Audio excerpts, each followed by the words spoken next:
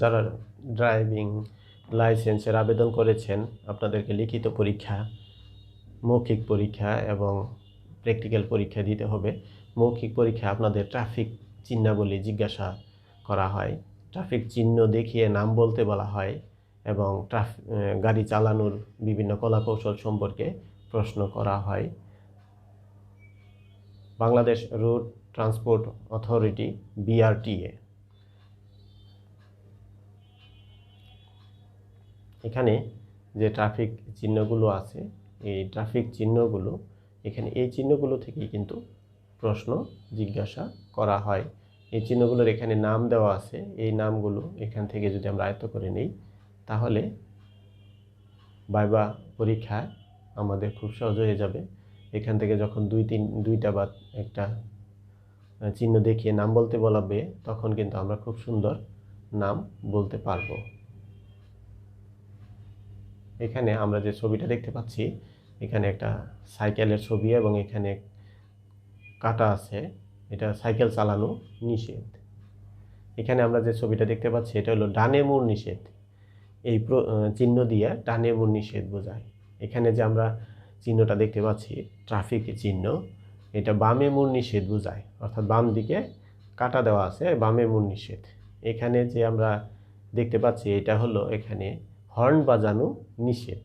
এই চিহ্নটা হলো হর্ন বাজানো নিষেধ বোঝাবে। এখানে হর্ন বাজানো যাবে না, কারণ সামনে হয়তো মসজিদ আছে, হাসপাতাল আছে, গির্জা আছে বা এরকম মন্দির আছে, তাহলে সেখানে হর্ন কিন্তু বাজানো যাবে না। এখানে একটা লাল বর্ডার বা বৃত্তের ভিতরে 50 কিলোমিটার লেখা আছে এবং সর্বোচ্চ গতিসীমা, এটা হলো সর্বোচ্চ গতিসীমা, অর্থাৎ এই গতিসীমার বেশি গতিতে গাড়ি কিন্তু চালানো যাবে না। এরপর এখানে পথচারী চলাচল, এখানে যেহেতু কাটা চিহ্ন আছে তার মানে হলো পথচারী চলাচল নিষেধ। এই চিহ্নটা দিয়ে পথচারী চলাচল নিষেধ বোঝায়।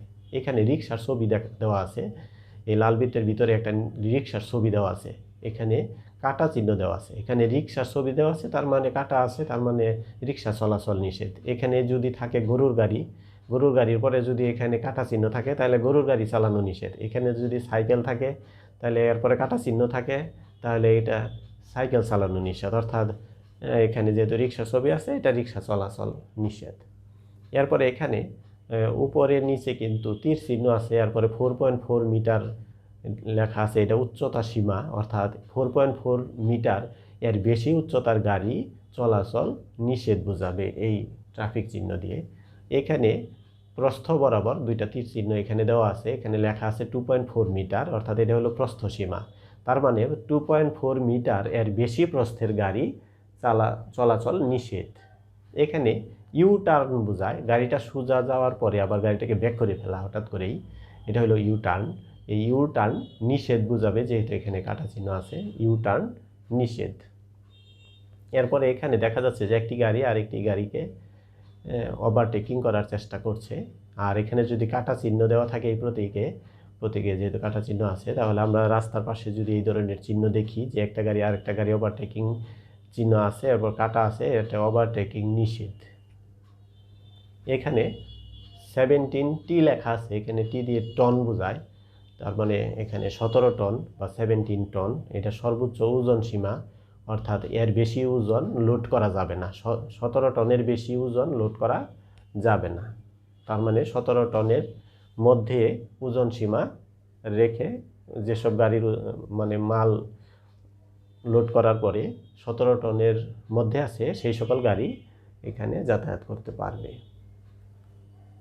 এরপরে পার্কিং, এখানে একটা বৃত্ত আছে, বৃত্তের ভিতরে নীল কালার করা আছে এবং কাটা আছে এখানে, তাহলে এটা পার্কিং নিষেধ, অনেক সময় এখানে পি দেওয়া থাকে। এরপরে এখানে ক্রস দেওয়া আছে এবং এখানে নীল কালার করা আছে, বৃত্তের ভিতরে ক্রস দেওয়া আছে, এটা হলো থামা নিষেধ, অর্থাৎ এখানে গাড়ি রাস্তায় থামানো যাবে না, অর্থাৎ এটা হাইওয়েতে যখন গাড়ি চলাচল করে তখন এই রাস্তার মধ্যে কিন্তু হঠাৎ করে কোনো গাড়ি কিন্তু থামানো যায় না, এই চিহ্ন থাকলে গাড়ি থামা নিষেধ। এরপরে এখানে ট্রাকের ছবি বা ভ্যানের ছবি দেওয়া আছে, এটা বোঝা যাবে যে এখানে ট্রাক চলাচল নিষেধ, ট্রাকের ছবি দেওয়া কাটা আছে, ট্রাক চলাচল নিষেধ। এখানে প্রবেশ নিষেধ বোঝায়, এখানে একটা লাল বৃত্তের ভিতরে এখানে একটু সাদা অংশ আছে, তাহলে এখানে কালার করা আছে লাল, এখানে সাদা, তাহলে এটা কি বোঝাবে? প্রবেশ নিষেধ, প্রবেশ করা নিষেধ। এটাও এখানে নীল কালার মধ্যে একটা তীর চিহ্ন দেওয়া আছে, অর্থাৎ সোজা চলুন বলা হচ্ছে। এখানে চলতে বলা হয়েছে সোজা চলুন, অর্থাৎ এখানে সোজা যেতে হবে।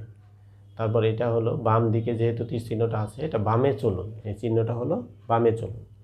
আর এটা হলো সামনে গিয়ে বামে চলুন, এই চিহ্নটা দিয়ে কী বোঝাবে? সামনে গিয়ে বামে চলুন, এটা বোঝাবে। এখানে 30 কিলোমিটার, এখানে একটা বৃত্ত আছে, এই বৃত্তের ভিতরে 30 কিলোমিটার লেখা আছে। এটার সর্বনিম্ন গতিসীমা বোঝাবে, অর্থাৎ এর নিচের গতিতে গাড়ি চালানো যাবে না, কমপক্ষে 30 কিলোমিটার গতি রাখতে হবে, আর বেশি রাখলে সমস্যা নেই। এরপরে এখানে একটা গোল চক্কর বোঝাচ্ছে, এটা হলো গোল চক্কর, ছোট গোল চক্কর, এই চিহ্ন দিয়ে বোঝায়।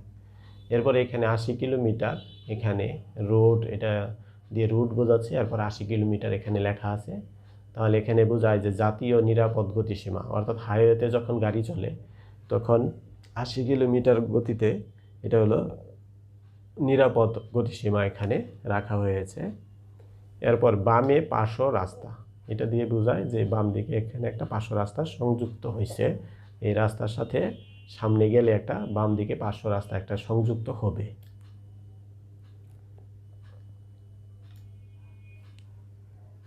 এরপরে এখানে রাস্তা টি সংযোগ, অর্থাৎ রাস্তাটা চলে যাচ্ছে, এরপরে রাস্তাটা এদিকে একটা রাস্তা আছে, এদিকে আরেকটি রাস্তা আছে, অর্থাৎ বামে এবং ডানে রাস্তা সংযুক্ত হবে সামনে গিয়ে, এটা টি সংযোগ বলা হয়। এই চিহ্নটা হলো সামনে চৌরাস্তা, চৌরাস্তায় কিন্তু গাড়িটা একটু যখন প্রবেশ করবে চৌরাস্তায় তখন একটু সাবধানে প্রবেশ করতে হয়, এটা চৌরাস্তা। আর এটা হলো ডানে পার্শ্ব রাস্তা, সামনে গেলে ডানে একটা পার্শ্ব রাস্তা সংযুক্ত হবে, ডানে পার্শ্ব রাস্তা বোঝায়। আর এখানে প্রশস্ত রাস্তা ছিল, রাস্তাটা সামনে গেলে সরু হয়ে যাবে, সামনে সরু রাস্তা, এই চিহ্ন দিয়ে বোঝায়। আর এখানে যে চিহ্নটা, এটা হলো সামনে আঁকা বাঁকা রাস্তা, সামনে গেলে রাস্তাটা কিন্তু আঁকা বাঁকা হবে, অর্থাৎ রাস্তাটা এদিকে একটু মোড় নিয়ে নিয়ে আঁকা বাঁকা হবে, সেখানে একটু সতর্কতা অবলম্বন করে গাড়ি চালাতে হবে। আর এখানে সামনে উঁচু ঢাল, অর্থাৎ গাড়ি নিচু থেকে গাড়ি এখন উঁচু দিকে উঠবে, তাহলে এখানে সামনে উঁচু ঢাল, উঁচু ঢালে গাড়ি সতর্কতা অবলম্বন করে উঁচুতে ওঠাতে হবে।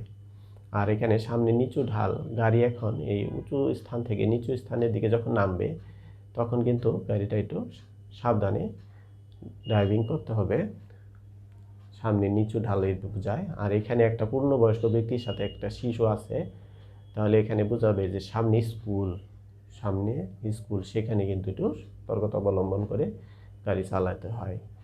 এখানে পথ আছে এবং পথচারী দেখা যায়, এটা হলো সামনে পথচারী পারাপার, এই চিহ্ন দিয়ে বোঝায়। এখানে যে চিহ্নটা আমরা দেখতে পাচ্ছি যে যখন এই রাস্তার গাড়ি চলে, হঠাৎ করে গাড়ি চলাচল যদি এইখানে এটা দিয়ে বন্ধ করে দেওয়া যায়, তাহলে এখানে টুল বক্স, এখানে গাড়ির টুল সংগ্রহ করা হয়, হ্যাঁ, সামনে টুল বক্স আছে। আর এখানে সামনে সরু সেতু, একটা সেতু কিন্তু রাস্তার দিকে সেতু যখন নির্মাণ করা হয় তখন কিন্তু দুই দিকেই কিন্তু এরকম সেতু পরে কিন্তু এরকম থাকে, তাহলে এটা দিয়ে কি বোঝাবে? সেতু বোঝাবে। আর সেতুটা কিন্তু সরু, সামনে সরু সেতু। আর এখানে বিমানের একটা ছবি দেখতে পাচ্ছি, এটা থাকলে আমরা বুঝবো যে সামনে এয়ারপোর্ট আছে। এটা হলো বিট, সামনে গতিরোধ, এই গতিরোধে যখন গাড়িটা একটু কী করতে হবে, স্লো করে সেই বিট পার হতে হবে, নাহলে গাড়ি উল্টে যাওয়ার বা অ্যাক্সিডেন্ট হওয়ার ভয় থাকে। সামনে গতিরোধ আছে, এটা এই চিহ্ন দিয়ে বোঝায়। এরপরে এখানে পানির ঢেউ আছে, এর উপরে কিন্তু গাড়ি, তাহলে বোঝাবে যে সামনে ফেরি পারাপার। এখানে অসমতল রাস্তা, এই চিহ্ন দিয়ে বোঝায়, এই চিহ্ন দিয়ে আমরা অসমতল রাস্তা বুঝবো। এখানে রাস্তার কাজ চলছে, সামনে রাস্তার কাজ চলছে, এই চিহ্ন দিয়ে বোঝাবে। এখানে রেলের ইঞ্জিন দেখা যায়, এই রেলের ইঞ্জিন যদি কোথাও আমরা ট্রাফিক চিহ্ন দেখি তাহলে বুঝবো যে সামনে অরক্ষিত রেল ক্রসিং আছে। এখানে এই রেল লাইন এখানে দেখতে পাচ্ছি, এই রেল লাইন যদি এভাবে থাকে আর কোথাও দেখি, হ্যাঁ, তাহলে এখানে কিন্তু রেলের ছবি নাই, কিন্তু রেল লাইন আছে, তাহলে এটা বোঝাবে যে সামনে রক্ষিত রেল ক্রসিং। আর রক্ষিত রেল ক্রসিংয়ে কিন্তু রেল বিভাগের লোক থাকে। যখন রেল আসে তখন রেল লাইনের দুই পাশে গাড়ি চলাচল বন্ধ করে দেওয়ার জন্য কিন্তু এখানে একটা লোক থাকে। এখানে একটা চিহ্ন আমরা দেখতে পাচ্ছি, কিছুটা এক্সটাকে উল্টায় দিলে যেমন দেখা যায় সেই রকম। এটা হলো সামনে রেল জংশন। রেল জংশনে কিন্তু ট্রেন যাত্রী উঠায় এবং নামায়, বা ট্রেন এখানে কিছু সময়ের জন্য বিশ্রাম নেয়। এখানে আমরা একটা বিপজ্জনক চিহ্ন দেখতে পাচ্ছি। এই ধরনের চিহ্নগুলো সাধারণত ব্রিজের উপরে থাকে, কারণ ব্রিজের কিনারে গাড়িটা গেলে কিন্তু সেখানে একটু রিস্ক থাকে। তাই এখানে যদি ব্রিজটা কিছু বিপজ্জনক হয় তাহলে এই ধরনের চিহ্ন আমরা দেখতে পাই।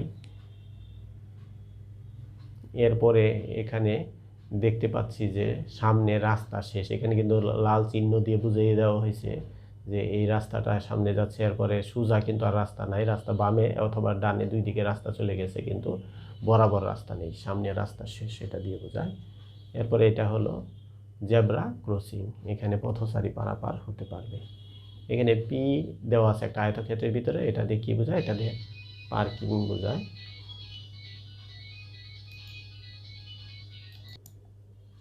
এখানে যে ট্রাফিক চিহ্নটা দেখতে পাচ্ছি, এখানে মিটার আছে, এখানে তেল সাপ্লাই করার লাইন আছে। তার মানে হলো এটা সামনে ফিলিং স্টেশন।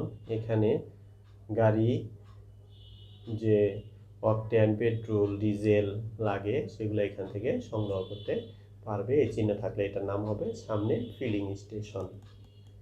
এরপরে সামনে হাসপাতাল বোঝায়, এখানে বেড আছে, রুগী আছে, এবং এখানে একটা চাঁদের ছবি আছে, এটা দিয়ে বোঝায় সামনে হাসপাতাল।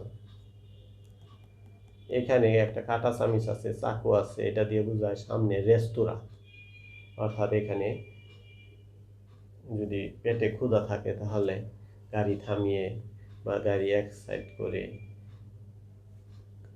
এখানে খাওয়ার ব্যবস্থা আছে, ক্ষুধা থাকলে খেয়ে নেওয়া যাবে।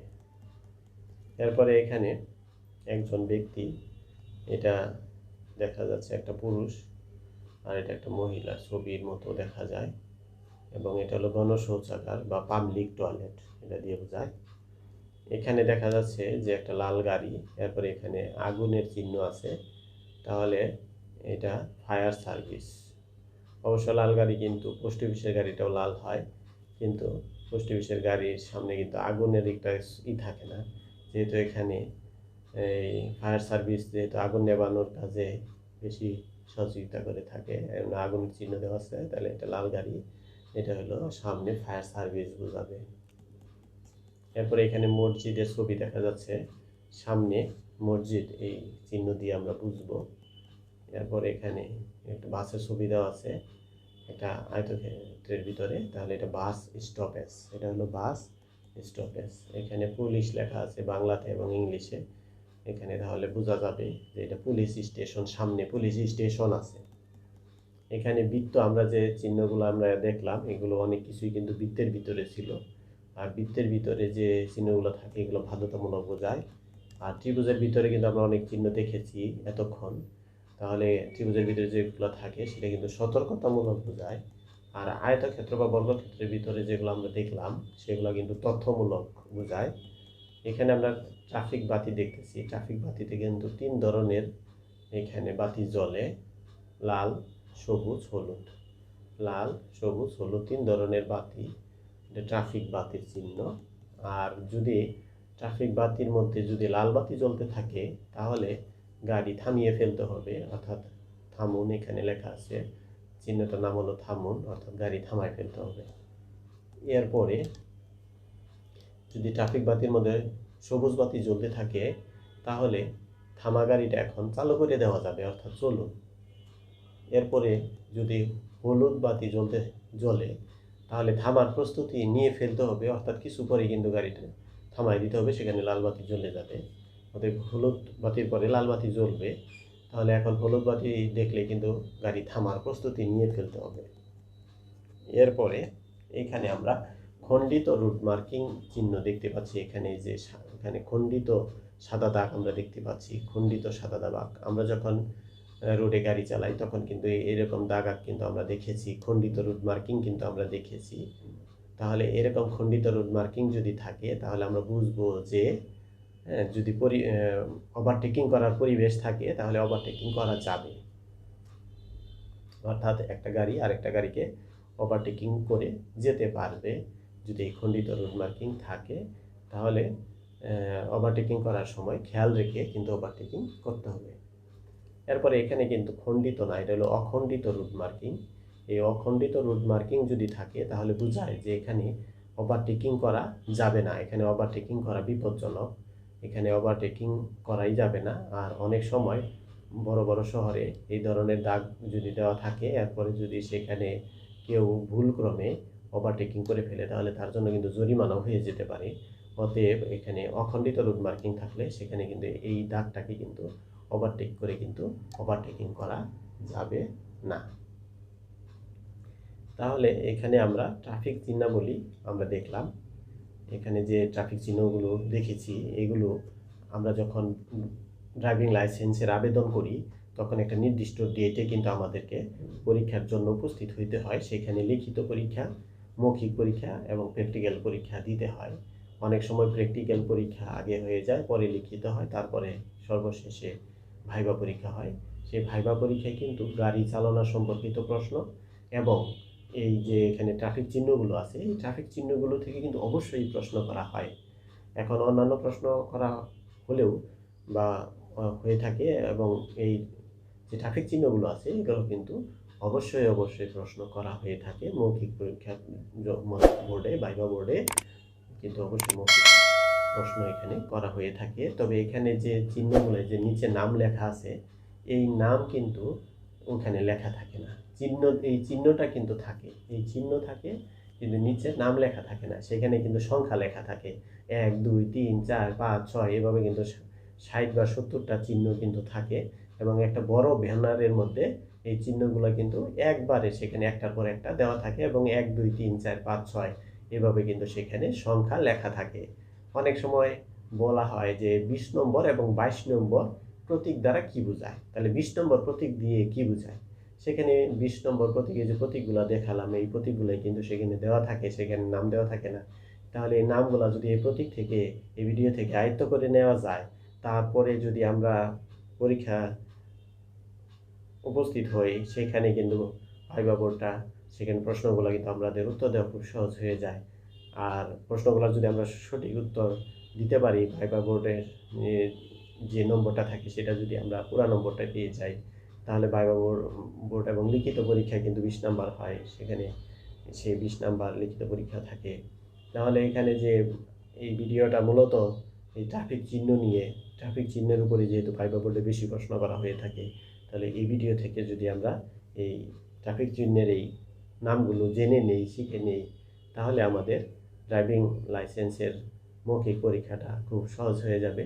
তাই এই ভিডিও থেকে এই ট্রাফিক চিহ্নাবলী নামগুলো আয়ত্ত করে নেবেন যেন আপনাদের ড্রাইভিং লাইসেন্স পরীক্ষা, মৌখিক পরীক্ষা বা ভাইবা প্রশ্ন এখান থেকে কমন করে যাবে। তাহলে এগুলো আয়ত্ত করে নেবেন।